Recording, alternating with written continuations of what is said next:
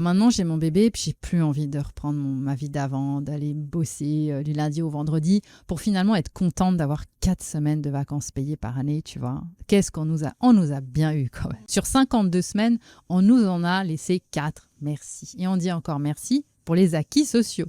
Et petite parenthèse, c'est qu'en France, si tu oses encore remettre ça en question, on va dire, ouais, mais quand même, on a lutté de génération en génération dans notre famille pour avoir ces acquis sociaux, tu vois. Et toi, tu te plains.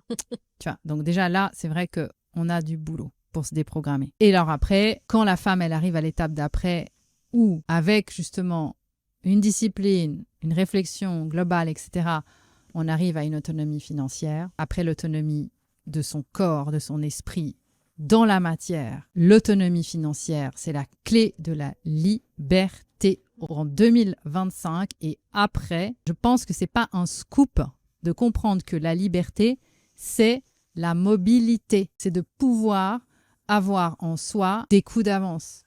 Parce que ça va s'accélérer. La mobilité, ça veut dire être flexible. Ça veut dire être résilient.